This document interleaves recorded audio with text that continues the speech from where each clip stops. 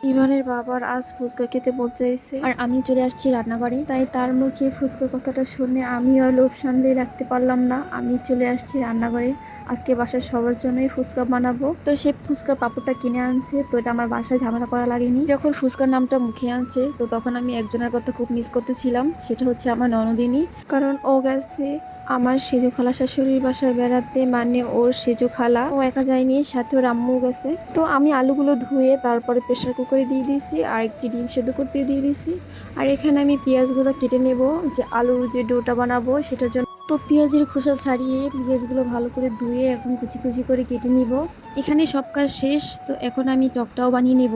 তো এখানে যে তেঁতুলটা ছিল সেটা ডিপ ফ্রিজে ছিল, তো আমি কিছুটা গরম পানিতে ভিজিয়ে রাখছিলাম তেঁতুলগুলো। তো প্রথমে আমি দিয়েছি লবণ, তারপর একটু গুঁড়ো মরিচ দিয়েছি, তারপর দিয়েছি একটু চিলি ফ্লেক্স। এটা আমার আগেই বাসায় বানানো ছিল, তাই আমি এটা আপনাদের সাথে শেয়ার করিনি। তারপর দিয়েছি হালকা একটু জিরার গুঁড়ি, যেন ভালো একটা ফ্লেভার আসে। এই তো আমার টক রেডি।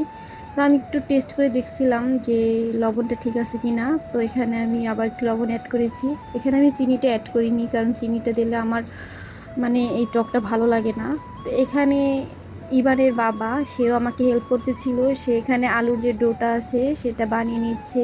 তো এখানে দিয়েছে আলুর ডোতে চিলি ফ্লেক্স, পেঁয়াজ, তারপর হালকা একটু জিরে গুঁড়ি, জানি একটু ফ্লেভার ভালো আসে এর জন্য।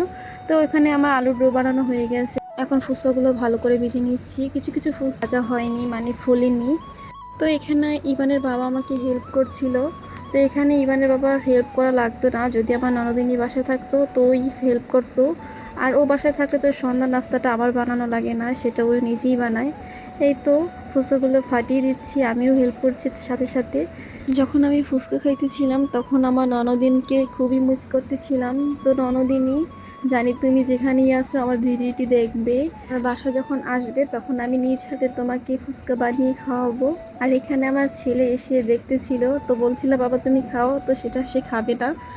এই তো সব আলুগুলো ফুচকার ভিতরে দিয়ে দেওয়া হয়েছে। তো ইভানের বাবা যদি আমাকে কাজে হেল্প না করতো তাহলে তো আমি এত দূর কাজে আগাতে পারতাম না।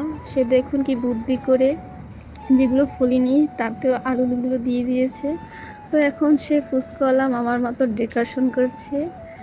আর আমার ছেলে তো চেয়ে চেয়ে দেখছে তার বাবা কি করছে। ওর সামনে বসে এভাবে ফুচকা বানানো হয়নি, তাই ও খুব মনোযোগ সহকারে দেখতেছিল। আর আমি তোমার লোভ সামলেই রাখতে পারলাম না, তো এখান থেকে খাওয়া শুরু করে দিয়েছি। আমার খালাতো দেবর খেয়ে বলছিল ভাবি খুব মজা হয়েছে, বাট একটু ঝাল হয়েছে। তো আমার কাছে ফুচকাটা একটু ঝাল ঝালই মজা লাগে।